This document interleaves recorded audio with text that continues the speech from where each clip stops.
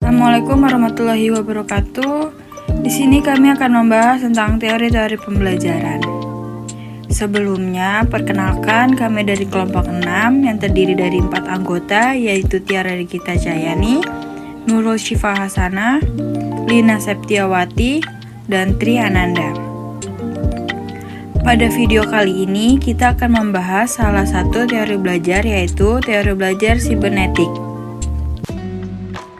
Apa itu teori belajar sibernetik? Teori belajar sibernetik merupakan teori yang baru dalam teori belajar di bidang teori-teori belajar yang sudah ada sebelumnya. Teori ini sendiri berkembang sejalan dengan perkembangan ilmu informasi.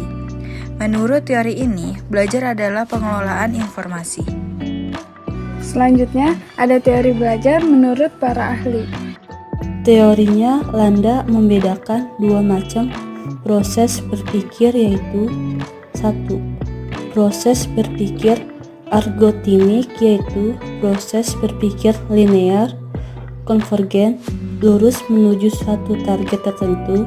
Contohnya, kegiatan menelpon, menjalankan mesin mobil, dan lain-lain.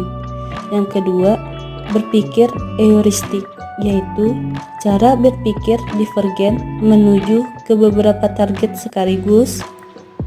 Contohnya, operasi pemilihan atribut geometrik, penemuan cara-cara pemecahan masalah, dan lain-lain.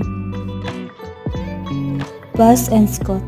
Bass and Scott memperkenalkan dua tipe peserta didik, yaitu tipe holistik dan tipe serial.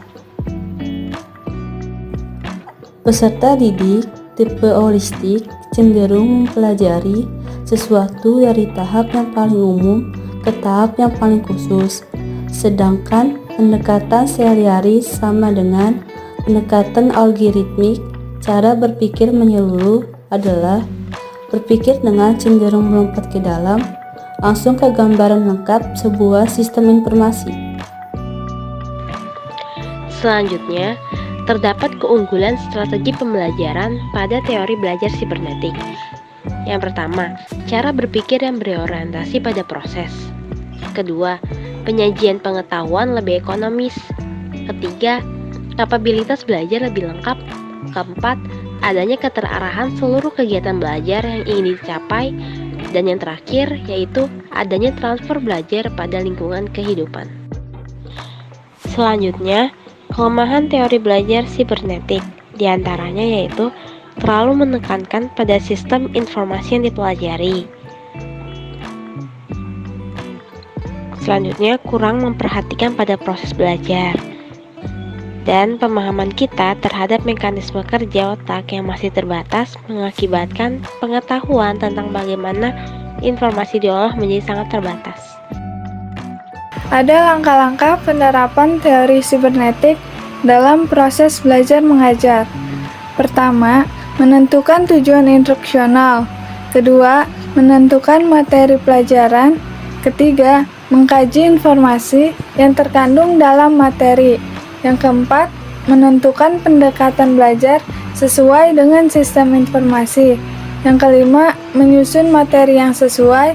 Dan yang terakhir, menyajikan materi dan membimbing peserta didik untuk belajar.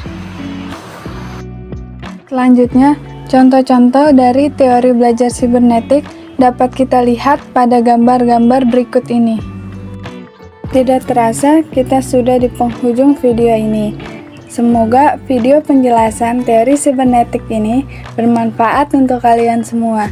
Maaf jika masih terdapat kesalahan dalam pengucapan ataupun tulisan. Sekian dari kelompok kami. Wassalamualaikum warahmatullahi wabarakatuh.